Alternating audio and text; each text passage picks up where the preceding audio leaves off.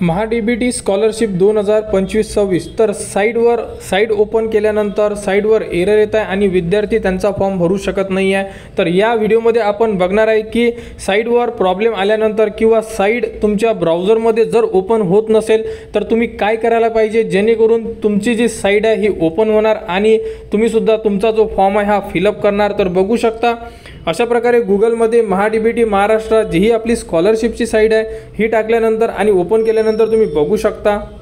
तर ओपन केल्यानंतर बघू शकता सर्व्हर एरर अशा प्रकारे रन टाइम एरर अशा प्रकारे तुम्हाला सुद्धा जर येत असेल तर तुम्ही नेमकं काय करायला पाहिजे। तर सर्वात पहिली स्टेप अशी आहे की जर तुम्ही क्रोम ब्राउझर यूज करत असेल तर तुम्ही अदर तुमच्या लॅपटॉपमध्ये जर दुसरं ब्राउझर असेल तर तुम्ही त्यावरती ट्राय करा, त्यावरती तुमची साईट ओपन होऊन जाणार। समजा त्या ब्राउझरवर सुद्धा तुमची साईट ओपन झाली नाही तर काय करायचं बघू शकता।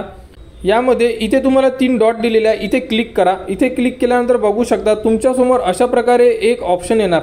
यामध्ये तुम्हाला न्यू इनकॉग्निटो विंडो म्हणून एक ऑप्शन येणार आहे 3 नंबरचं, इथे तुम्हाला क्लिक करावं लागेल। तर अशा प्रकारे तुमच्यासमोर पेज ओपन होऊन जाणार बघू शकता। आणि यामध्ये तुम्ही जर महा-डी-बी-टी साईट जर इन्सर्ट केली तर बघू शकता तुमची साईट ओपन होऊन जाणार।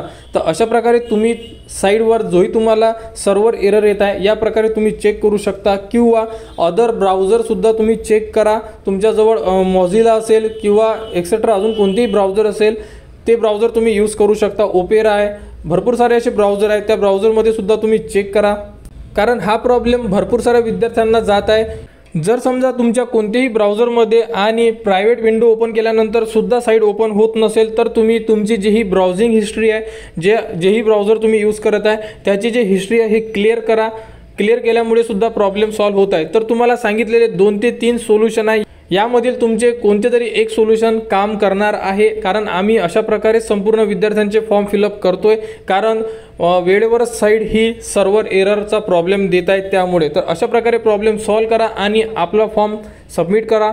फॉर्म कसा भरायचा या संदर्भात संपूर्ण व्हिडिओ, रिन्यूअल फॉर्म कसा भरायचा, नवीन विद्यार्थ्यांनी फॉर्म कसा भरायचा संपूर्ण व्हिडिओ या व्हिडिओच्या डिस्क्रिप्शनमध्ये दिलेले आहे। त्याप्रकारे तुम्ही तुमचे फॉर्म भरा आणि कोणतीही अडचण आल्यास कमेंट्स करा, कमेंट्सवर तुम्हाला संपूर्ण माहिती दिली जाणार। आणि महा-डी-बी-टी स्कॉलरशिपच्या पुढील अपडेटसाठी आपल्या चॅनलच्या कनेक्टमध्ये राहा, चॅनलला सबस्क्राईब करा व हा व्हिडिओ इतरांपर्यंत शेअर करा।